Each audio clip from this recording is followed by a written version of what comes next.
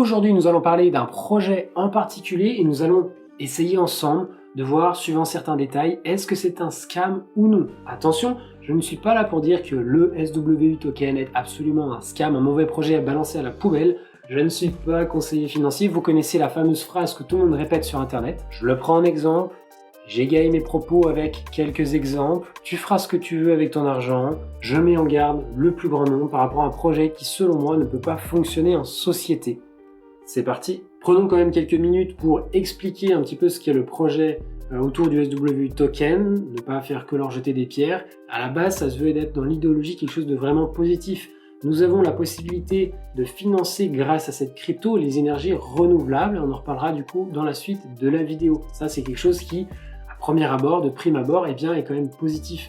Nous avons la possibilité de créer une marketplace, donc une plateforme d'échange sur laquelle on va pouvoir acheter de l'énergie. En fait, c'est comme si on était sur Binance et qu'on vendait des cryptos. Je vais aller acheter l'électricité à droite ou à gauche avec la crypto SWU token. C'est essayer de faciliter l'intégration des cryptos dans le monde réel. Donc, ça peut être potentiellement intéressant si SWU arrive à développer des partenariats avec plein de fournisseurs d'énergie, d'électricité. J'avoue que déjà à présent, j'ai encore pas trouvé beaucoup de partenaires. C'est pas comme si on avait les EDF, les Enercoop et compagnie. Enfin, tous les grands acteurs, surtout des acteurs de la transition énergétique. Car il faut bien noter quand même une chose, c'est qu'on ne peut pas garantir, même les fournisseurs d'électricité dits verts ne peuvent pas garantir que l'énergie qu'ils fournissent est réellement verte, car une fois que c'est dans le tube, mais dans nos câbles électriques, on ne peut plus séparer un atome qui a été produit dans le charbon, dans le carbone ou dans le nucléaire.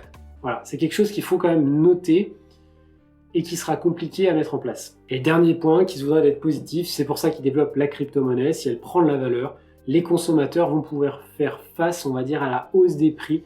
L'électricité augmente, le gaz augmente et compagnie, et nos consommateurs perdent du pouvoir d'achat face à toutes ces hausses. Donc le fait d'investir dans une crypto-monnaie qui va prendre de la valeur dans le futur, c'était quelque chose qui se voulait d'être positif, mais bon, ça c'est un petit peu des pansements sur l'économie. Je pense qu'il faut régler d'autres problématiques comme l'émission monétaire de l'euro, l'inflation. Voilà, il y a tout un tas de, peut-être, j'irais plutôt au niveau politique, économique, vraiment macro, des problématiques qu'il faudrait régler et pas simplement mettre des pansements en créant des petites cryptos. Bref, lançons du coup mes propos, ce que j'essaie de construire autour de ce projet-là comme réflexion qui n'est que la mienne, qui n'engage que moi et qui demande à tout un chacun de réagir pour me dire ce que vous en pensez. Allons à l'essentiel pour ne pas faire une vidéo qui va durer 4 heures. Nous avons à l'image du coup le site internet du SWU token et nous allons tout de suite commencer à parler du tokenomics, la répartition des tokens. Nous avons actuellement 15% des associés qui possèdent du coup 45 millions de tokens sur 300 millions qui ont été créés au total. Si je dis pas de bêtises, ils ont tous été créés et émis jusqu'à la fin de l'ICO. Tout sera live, il n'y en aura pas plus, un peu comme le Bitcoin d'une certaine manière. Donc ça garantit aussi le nombre total de tokens. Admettons, pour l'instant, jusqu'ici, tout va bien. Les associés n'ont pas pris une part trop importante de tokens, comme sur certains projets, où ils ont plus de 50% de la supply. Et là, c'est problématique, car le jour où ils se mettent à vendre, le marché s'écroule. Donc il faut faire attention à ça. Par contre, ce qui m'a dérangé, c'est qu'au niveau des primes et marketing, nous avons 15% des tokens, donc de nouveau 45 millions. Et dans Prime et Marketing, nous n'avons pas de détails. Est-ce que nous parlons de la communication, du marketing? J'ai cherché dans le white paper, dans le livre blanc que je t'invite à aller consulter si tu veux avoir plus de détails sur ce projet-là. Eh bien, dans le white paper, on ne trouve pas plus d'infos. Qu'est-ce qu'il est réellement évoqué entre les primes et le marketing? Est-ce que nous avons 2% sur les primes des associés et 13% de marketing, ce qui auquel cas, l'entreprise va pouvoir se développer et grandir beaucoup plus? Ou est-ce que nous avons 13% de primes données aux associés? Je ne pense pas, selon moi, bien entendu, que ce soit une bonne chose dans le sens où les associés ont déjà des tokens, ils peuvent après en acheter sur le marché pour essayer d'avoir de la valeur. La prime sera déjà la prise de valeur du token s'il y a un réel, on va dire, marché haussier derrière.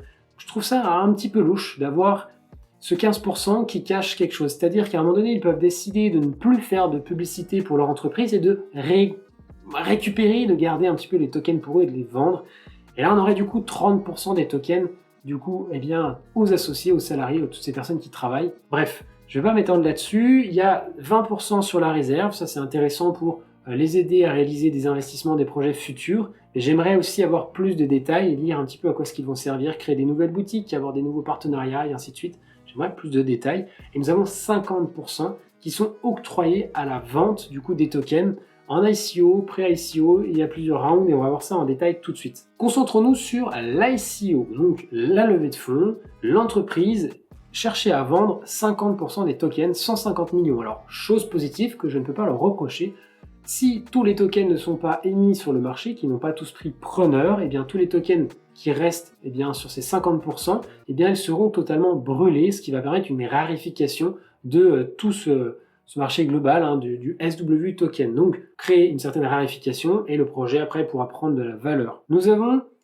en date, décembre 2020, la pré-ICO, la première partie de levée de fonds, puis en novembre 2021, l'étape 1 et l'étape 2 en 2021 décembre. Donc la période est plutôt longue et on va se concentrer sur le temps qu'il faut pour que les tokens soient débloqués. Et là, j'ai trouvé ça très intéressant. Prenons les personnes qui ont réalisé un investissement lors de la pré-ICO. 5 millions de tokens étaient délivrés en décembre 2020, je rappelle. Blocage des tokens pendant 6 mois. Débloqué à 100%. On essaye de réfléchir à ce que je suis en train de dire. Et on regarde après l'étape 1 et 2. Nous avons, pour l'expliquer à ceux qui ne sont pas forcément familiers avec les ICO, une façon de délivrer les tokens. C'est-à-dire que les personnes qui les ont achetés, comme les associés, vont les avoir pendant une certaine période bloqués.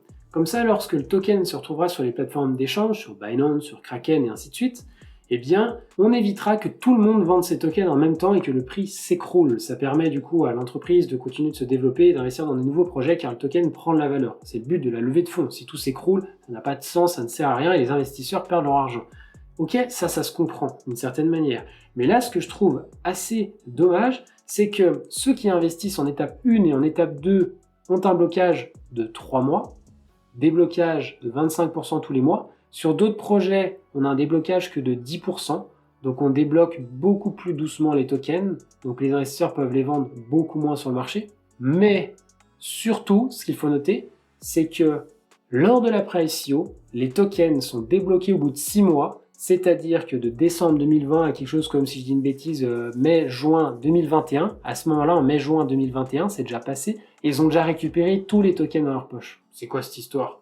Ils ont récupéré tous les tokens dans leur poche. Donc ceux qui investissent aujourd'hui en novembre et en décembre, eux, ils vont pas les retrouver avant 3 mois. Quand le token va se retrouver sur des plateformes d'échange pour être vendu sur le marché au grand public et avoir peut-être des prises de valeur, lors de la pré-ICO, ces personnes-là pourront déjà sortir et tout vendre leurs 5 millions de tokens. Tu t'en feras ton propre avis. Est-ce que c'est vraiment grave parce que ça fait pas beaucoup de tokens? Et il n'empêche que j'ai pas trouvé ça très sain dans cette idée que proposait du coup le SW token. Ensuite, nous avons le token burn, pas pendant l'ICO où on va brûler les tokens qui n'ont pas été vendus, mais à chaque transaction réalisée par les particuliers, par les entreprises, les fournisseurs, n'importe qui, on va prélever 1% de cette transaction et la brûler. Ça peut être positif pour les investisseurs car le token prendra toujours de la valeur, ok, pourquoi pas. Mais ensuite, 1% de ces tokens vont être reversés aux holders de plus long terme. On essaie de réfléchir un petit peu là-dessus et on se dit que ça veut dire que si j'achète des tokens en tant qu'investisseur au tout début et que je ne dépense pas mes tokens dans la machine énergétique, on va recevoir des tokens, 1% des frais de transaction. Donc en gros, c'est une rente passive, j'ai plus rien à faire. Donc je vais pas les dépenser, les faire circuler comme je pourrais le donner dans d'autres vidéos au sein des monnaies locales. Je t'invite à aller les regarder, j'en mettrai au-dessus de mon épaule à gauche. Je vais pas dépenser ces tokens et en plus je vais recevoir une rente passive. Est-ce que c'est réellement quelque chose d'intelligent quand on parle d'énergie, quelque chose de collectif? Tu t'en feras ton propre avis. Et pour finir, au niveau de ce pourcentage qui est prélevé sur les frais, nous avons 1% qui est redistribué à des fondations pour développer l'environnement. Là, enfin, je retrouve quelque chose de positif et je me donne un petit peu d'air. Enfin, je me dis qu'ils vont développer les énergies renouvelables.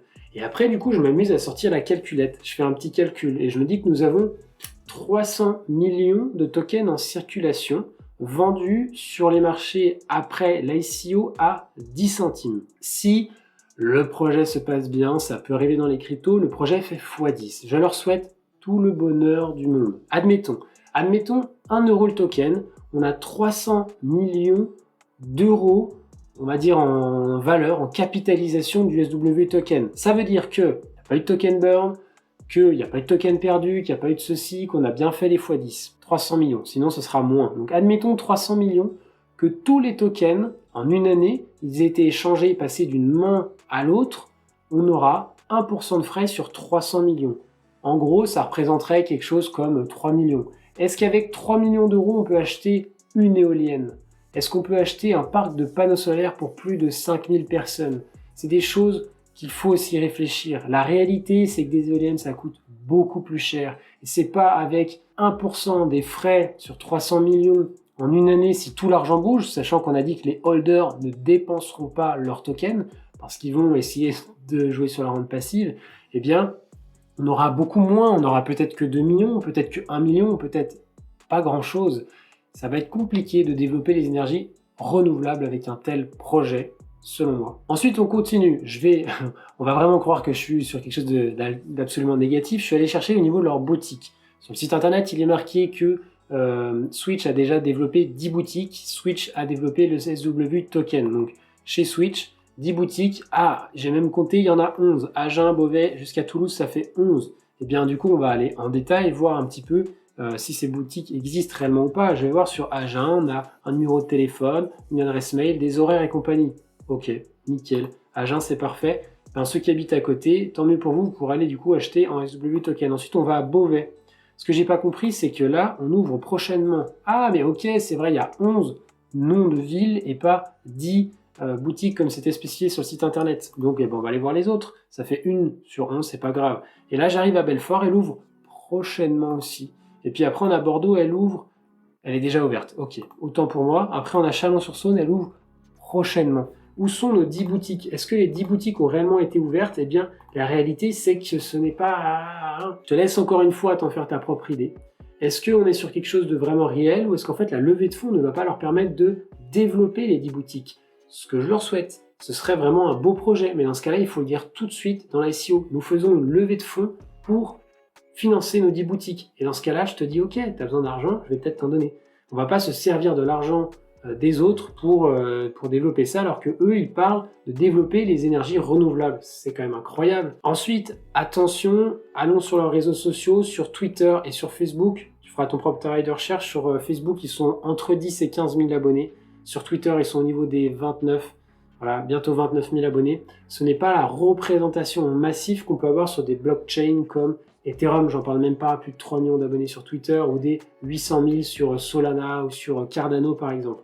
On n'a pas une communauté aussi importante que sur d'autres projets, donc je doute que le projet Pump x10, x100 est beaucoup plus haut, donc attention à vous par rapport à ça. N'y mettez que l'argent que vous êtes prêt à perdre, et je rappelle, je ne suis pas le conseiller en investissement. Voilà, j'espère que cette vidéo t'a plu, que j'ai pas été trop noir, trop bagarreur avec ce projet-là. C'était pas du tout mon ambition de base. J'essaye un petit peu des choses au niveau des vidéos que je produis parce que j'ai pas l'impression en fait d'être réellement utile en faisant des analyses techniques, c'est pas très pertinent. Je me sens pas forcément en fait à l'aise de faire ça, même si c'est quelque chose que je garde un petit peu quand même d'un œil de côté. Je pense vraiment me dire il y a des projets qui sont bons, qui ont du potentiel, il y en a d'autres qui sont, je trouve, quand même moins bons et qui dans la réflexion on se dit oh là on est quand même dans les énergies renouvelables les gars. C'est quelque chose qui touche à tout le monde. Tout le monde a besoin d'énergie. Tu as un frigo, tu as un chauffe-eau pour aller dans ta douche, tu as des lumières chez toi, tu as un ordinateur. Tout le monde a besoin d'énergie pour tout ce dont on a besoin aujourd'hui. Essayons autour de ces sujets comme la santé par exemple, l'éducation, essayons dans ces thématiques-là de garder quand même quelque chose de collectif, d'entraide et de pas créer que des bouses à tire-larigot et tout ça pour faire de la thune. Ça, je trouve ça vraiment dommage. Il y a des projets sur lesquels on peut faire différemment, mais là sur des thématiques comme ça, je trouve que c'est quand même vraiment pas jojo pour pas dire de gros mots plus que ça. Je te laisse me dire ce que t'en penses dans les commentaires, lâche un pouce si ça t'a plu, vers le haut, si ça t'a pas plu, ben tu mets l'autre, peu importe, donne ton avis, il n'y a aucun problème et restons constructifs, pas de gros mots, pas d'insultes. Construisons quelque chose ensemble, le monde de demain ensemble. N'hésite pas à t'abonner pour voir d'autres vidéos sur la chaîne. On parle de tout un tas de sujets autour de l'économie, des cryptos, des monnaies locales et compagnie. Construisons le monde ensemble. Ciao!